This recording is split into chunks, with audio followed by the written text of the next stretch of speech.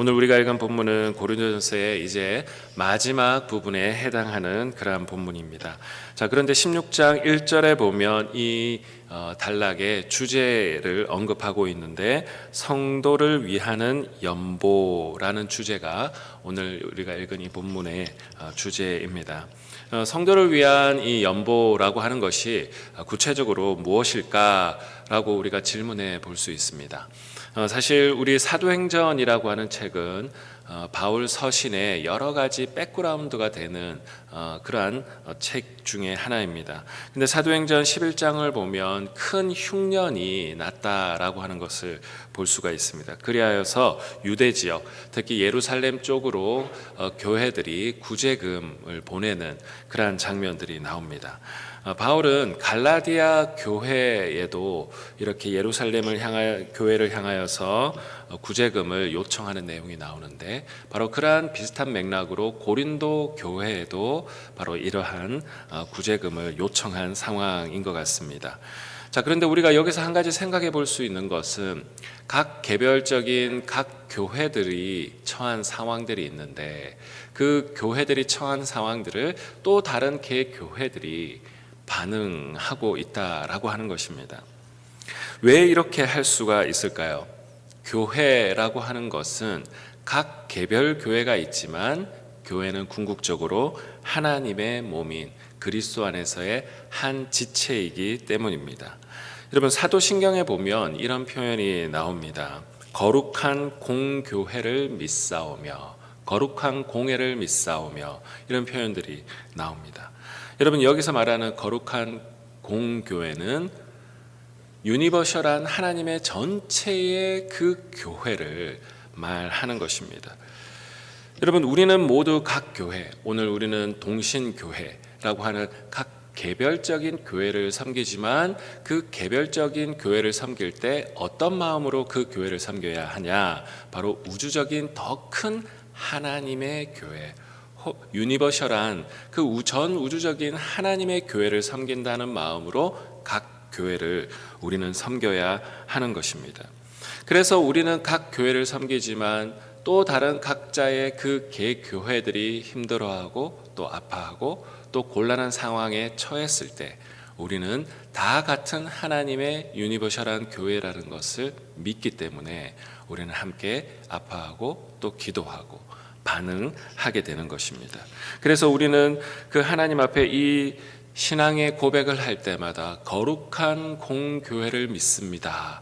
그냥 하는 것이 아니라 우리가 어떻게 반응해야 될지를 우리의 삶 가운데 구체적으로 고백하며 또 결단하며 분명한 구체적인 상황을 또 우리가 생각하며 이 고백을 하시는 저와 우리 모든 성도님 되시기를 주 예수 그리스도 이름으로 축복합니다. 그래서 다른 성경에 보면 교회는 만물 안에서 만물을 충만케 하시는 자의 충만함이다 라고 또 표현합니다. 교회는 항상 온 세상을 향하여서 만물을 충만케 하시는 하나님의 통로이기 때문에 우리가 어떤 것을 하든지, 오늘 여기에서는 구제금과 성도를 위한 그 연보에 대한 이야기지만 이것이 거룩한 공교에 대한 올바른 정체성이 있기 때문에 이렇게 반응할 수 있는 것입니다. 그래서 어떻게 보면 초대교회에 이렇게 갈라디아 교회도 고린도 교회를 향하여서도 바울이 이런 것을 고백하면서 함께 교회로서 성장해 나가는 것입니다. 자, 바울은 오늘 그 헌금에 대한 이야기를 하면서 몇 가지 가이드라인을 주고 있는데요. 매주 첫날에 이 헌금을 따로 모아두라라고 이야기를 하고 있습니다. 이 안식 후 첫날, 오늘날로 치면은 주일의 개념이죠. 공적인 이 모임, 정기적인 이 모임을 통하여서 이 일을 하라고 하는 것입니다. 공동체가 함께 모이는 그 공동체적인 맥락도 그 안에 담겨져 있는 것이죠. 그리고 두 번째 가이드라인은 오늘 본문에 보면 각 사람의 수입에 따라서 하라. 사람마다 형편들이 다 다르기 때문에 그 형편들을 고려하면서 이렇게 헌금을 하라 이야기하고 있습니다. 또한 한 가지 가이드라인은 바울이 도착했을 때 급 급하게 이렇게 하지 말고 미리 그렇게 별도로 그 헌금을 모아두라라고 이야기하는 것이죠.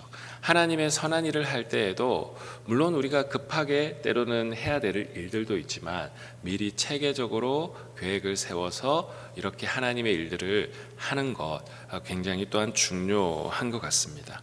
근데 또 다른 한 가지는 헌금을 전달하는 사람의 자격에 대한 이야기를 하고 있는데요. 3절을 보면 이렇게 되어 있습니다. 너희가 인정한 사람이라고 되어 있습니다.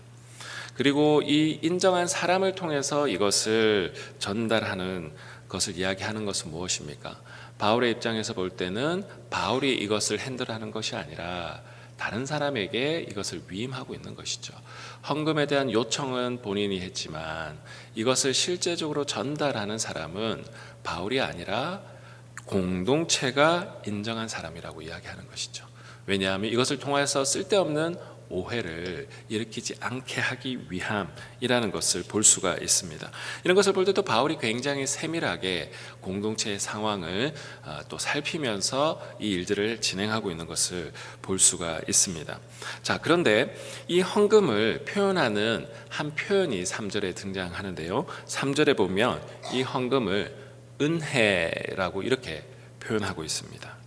그냥 단순히 이것을 물질, 1차적인 의미는 물질일 수 있죠. 그런데 이것을 물질이라고 표현하지 않고 공동체에게 흘려보내는 하나님의 은혜다라고 이렇게 표현하고 있다라고 하는 것이죠. 여러분, 우리가 신앙생활을 할 때도 마찬가지입니다. 1차적인 의미는 다 있죠. 우리가 주일날 또 예배 때 헌금을 하기도 하고 또 11조 하기도 하죠. 그리고 또한 여러 가지 또 봉사를 하기 위해서 시간도 내고 여러 가지를 하는데 여러분, 그것을 1차적인 의미로만 생각하는 것이 아니라 이게 뭐냐? 어떤 신앙의 성격을 가지고 있느냐? 은혜의 이 고백을 우리가 가지고 해야 된다라고 하는 것이죠. 그래서 바울이 이것을 그냥 헌금이라고 표현하지 않고 물질이라고 표현하지 않고 하나님의 은혜다라고 표현했다라고 하는 것은 우리가 하는 이 모든 신앙의 하나하나의 행위를 신앙적인 맥락으로 이해하고 우리의 정체성 속에서 이 신앙의 행위를 이해시키기 위함이라고 우리는 생각할 수가 있습니다. 여러분, 우리도 신앙생활을 할 때 여러 가지 1차적인 것이 있습니다. 앞에도 말했지만 헌금이 있을 수 있고 식사, 봉사, 주차, 그 다음에 헌금 개수, 또 선교, 교사, 다양한 우리가 1차적인 그 이름들이 다 있습니다. 근데 우리가 그 1차적인 봉사의 여러 가지 이야기만에 머물러 있는 것이 아니라 우리가 왜 이것을 하느냐를 생각하면서 그 행위를 하게 되면 신앙적인 맥락, 신앙적인 그 미닝이 우리 가운데 있을 때에 그 섬김의 기쁨이 우리 안에 있을 줄로 믿습니다. 여러분, 내가 지금 신앙생활을 하면서 하는 많은 일들이 있을 것 같아요. 신앙생활을 하면서 그 1차적인 의미들 하나하나 좀 돌아보면서 때로는 그것이 내 안에 여러 가지 또 때로는 부담이 될 수 있고 내가 왜 나만 이런 일을 하나, 여러분 그것을 생각하기 이전에 신앙 안에서 이것이 어떠한 의미인지를 하나님 앞에 돌아본다면 그 안에 하나님이 주시는 축복이 넘쳐날 줄로 믿습니다. 여러분, 오늘 본문 계속해서 우리가 살펴보면 6절에 바울은 자기의 앞으로의 계획을 이야기를 하는데 자신을 보내어주기를 원한다라고 고백하고 있습니다. 근데 자기를 보내어준다라는 의미가 뭘까요? 자기가 또 다른 선교지를 향하여서 계속해서 나아갈 텐데 이 고린도 교회를 향하여서 어떠한 형식으로든지 선교에 도움을 달라고 하는 그 표현이 담겨져 있습니다. 그것이 음식일 수도 있고 사람일 수도 있고 또 금전적인 부분일 수도 있습니다. 근데 바울은 왜 이렇게 이 공동체에 이 부탁을 할 수가 있을까요? 이것도 마찬가지입니다. 그리스도의 공적인 교회, 유니버셜한 주님의 몸된 한 지체로서의 정체성을 가지고 있기 때문에 이 선교 사역을 위해서도 이렇게 부탁을 할 수가 있는 것입니다. 여러분, 교회는 보면요, 때로는 1차적으로는 이러한 부탁이 있을 때 부담이 될 수 있어요. 그러나 여러분, 우리가 각 교회가 여러 가지 상황이 있을 때 함께 반응하고 고민하는 그 과정을 통해 교회는 교회다워져야 나눠지는 것입니다. 여러분, 신앙생활을 하다 보면 아무 문제가 없으면 좋겠다라는 생각이 들잖아요. 근데 여러분, 교회는요, 어떨 때 성장하느냐, 내가 누구인지를, 정체성을 어느 때 정확하게 깨닫느냐, 각각의 상황들에 부딪힐 때, 그리고 신앙의 도전들이 있을 때 그들은 교회로서 성장하고 성도로서 성장합니다. 여러분, 고린도전서가 마무리되고 있는데, 고린도전서 여러분 한번 묵상해 보시면요, 굉장히 말도 많고 탈도 많은 교회입니다.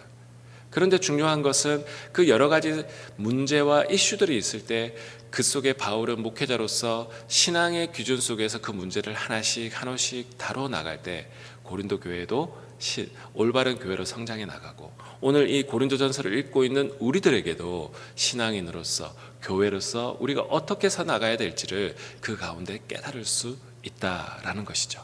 그런데 그 모든 것은 어떻게 해서 시작되었습니까?